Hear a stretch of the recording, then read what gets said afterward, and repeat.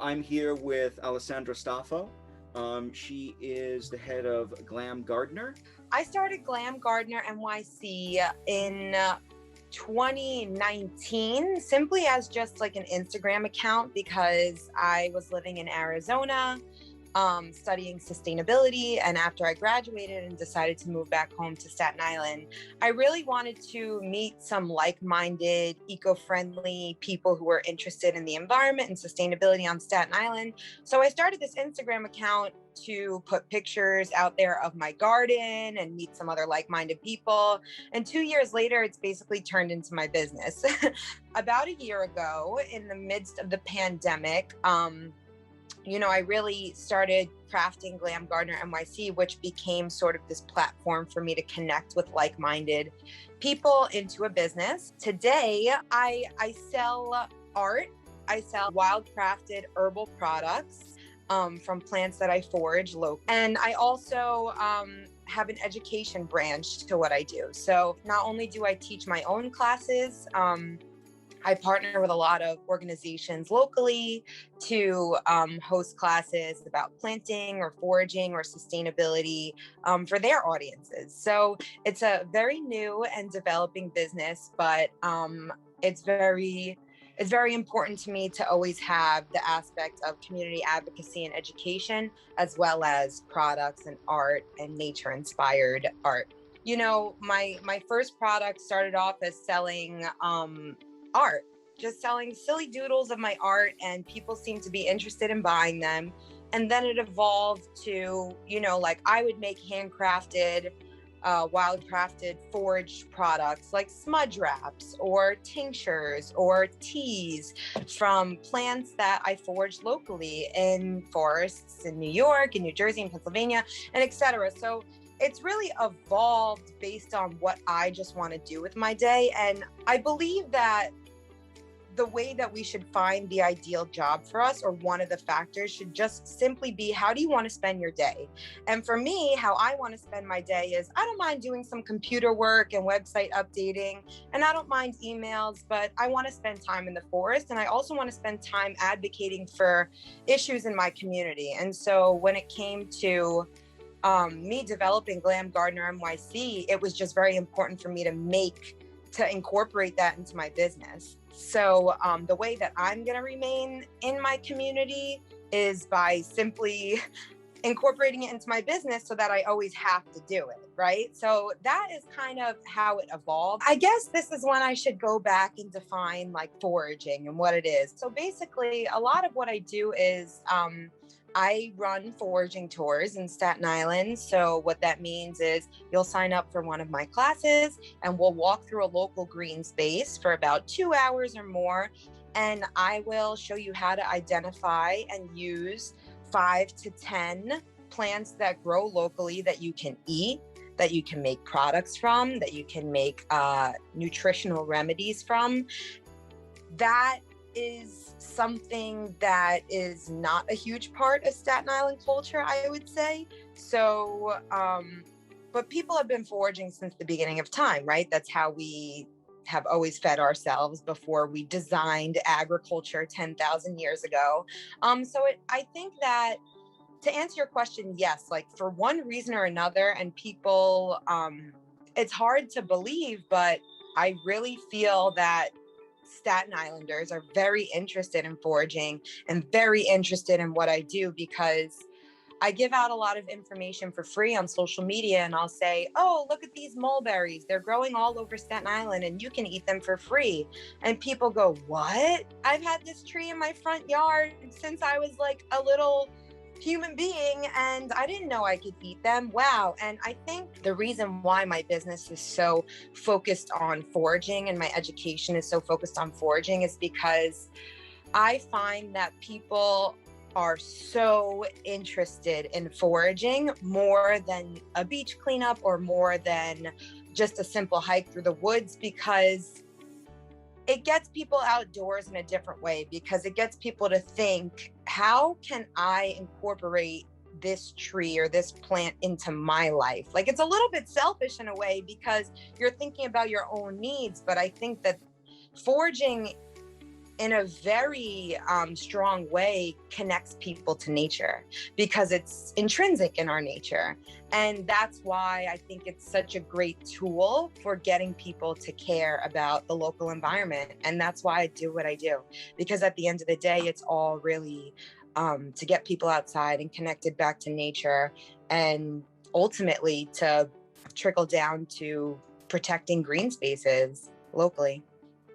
Just in my experience in teaching myself foraging and teaching myself gardening and growing and farming and learning and all these things, it certainly is more, it teaches you about environmental advocacy and how to be conscious of everything from your environment to your time in many different ways. So for example, when you're foraging mulberries from a mulberry tree, it's going to take you like a half an hour to get a big Tupperware full, and you realize like how much work it takes to harvest these things. And as opposed to just going to the store and buying a box of blueberries for $8.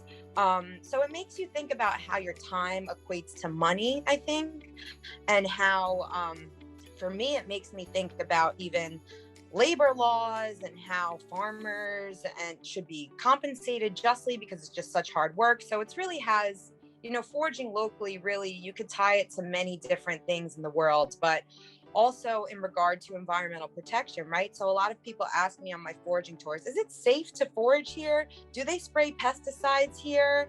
Staten Island has a long history of environmental destruction, environmental dumping, right? We were home to what was once the largest landfill in the world. And yes, which is actually in my backyard. And I love that they're turning it into a park. And, it really intersects with a lot of different things. So like transparency, and do we know where they spray pesticides across Staten Island? Do we know the effects of the environmental destruction in decades past, like how that's really affecting us today? And if we do know that, how is that information being disseminated to the public, to people who don't have this expert knowledge in toxins and the environment and sciences like that? So, this world is very, very big. And my method of trying to disseminate some of that information to the public is really just getting people out there and speaking about it in lay people's terms and discussing some of these things, right? Because we can't wait until we all get PhDs in environmental science to really get involved in nature. It's something that we all should incorporate into our lives and have access to. Are there any interesting tips or things that you've encountered on your own walks and foraging excursions and whatnot?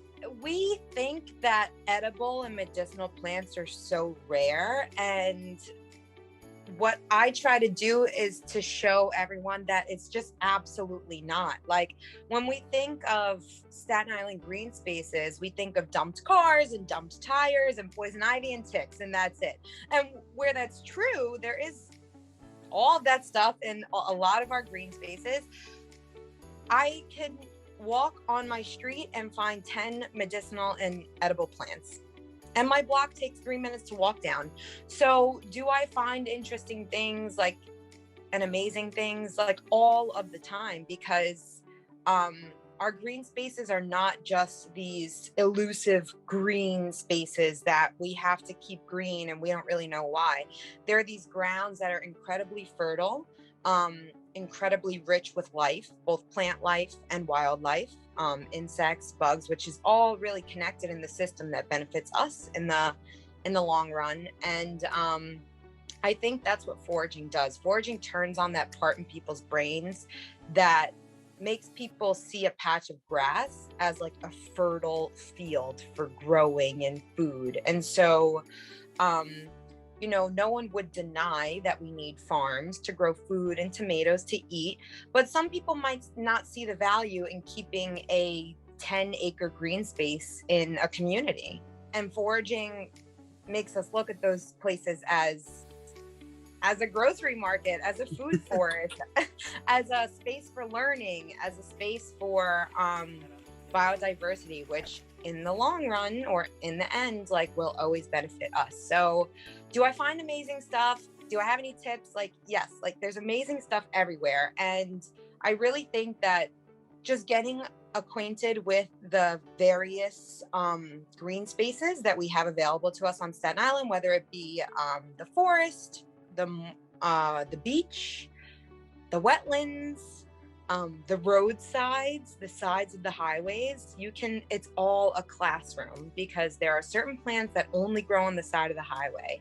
And if you just ask yourself why, then you've just opened up a door to a tremendous amount of learning about ecosystems. Like, I honestly didn't realize that there were so many things just right outside our doors like that. When I first started foraging actively, I felt like I discovered magic. Like, I literally could not believe that there was so much abundance in our local ecosystem. And it shocks me. It's really hard to tell anything apart, so best not pick it. I find that, you have to identify the few poisonous plants, and then the rest is kind of fair game. The rest is this edible and nutritious and delicious, or is it edible and like I don't really want to eat it because it just doesn't taste good and it's not that nutritious, right? So does that make sense? Like, there's mostly a lot of really useful edible plants, and there's a small segment of plants that we should stay away from. But we're kind of taught the opposite, right? And something that I say all the time is, I know it's very intimidating because it just seems overwhelming, like too many plants to identify. So I tell people this: work on one plant a week, work on one plant a month, and then realize that it's the same thing as learning different brands. If I showed you a picture of like 30 different clothes or sneaker brands or electronic brands, you could name every single one. It's the same thing with learning leaf shapes or berries or stem shapes or where things grow. And it's literally the same exact thing. And it's a matter of repetition and just continuing to work at it. And the possibilities are endless from there. This is how discoveries happen, right? When I studied in grad school, and how do we get society to adopt a more plant-based diet for the purposes of transitioning to aid the environment, right? There are a lot of problems with the way that we raise animals for food, environmentally. And so how can we help the environment by getting people to transition to a more plant-based diet? So you have to identify what people care about and what people want. So if people don't care about nature for the purposes of nature, do they care about mental health? Do they care about cultivating inner peace? Do they care about food and recipes? Do they care about money? Because then we would just have to make the case for all of those things. So mental health, right? We have lots of research that suggests that having a local park is beneficial for our mental health. If we're talking about food, right? So how do we get people interested in nature and out in these green spaces for the purposes of making these cool, unique recipes, and trying something new and adding something to the palate that isn't available in the grocery store? Do people care about money? Okay, so let's go into the woods and let's do some green job training. Let's learn how to make trails and park systems that will make you more qualified for a government parks job. Or let's learn how to make art from natural materials. That's what I do. Let's learn how to weave baskets or make gluten-free flour from acorns that grow on oak trees. There you go. You have $1 million gluten-free idea. So, I mean, it's real though. I mean, I believe it. But it's like finding the right angle. Like, that's all it is, really. Exactly. With it, like, you got a business right there. Gluten-free flour, just get a bunch of acorns. Yeah, it definitely takes a lot of time. But for me, I'm glad you asked that, because I'm very interested in that, right? Like, I'm not really interested in preaching to the choir so much. I mean, it's beneficial for the purposes of business, right? You want to find your audience. But if we're really talking about long-term societal change towards a society that is more interested in environmental protection and sustainability and connecting back to nature, you do need to reach the people that think that this stuff is arbitrary. So it's a lot of work, and I would just say you just have to find what people are interested in, right? And that takes a good educator, because there's people who want to save local wetlands for the purposes of saving trees and animals and care about biodiversity, and then there's people who are interested in not having their houses flooded because we're destroying our local wetlands. And so we could go on about that all day, but I think it takes a lot of empathy and a lot of listening and a lot of identifying what people care about and just meeting their needs and asking, what do you like? The standard with government is very stable and a little bit slower than business, right? So business and entrepreneurship is always looking for the next best thing, like the thing that's going to change the future.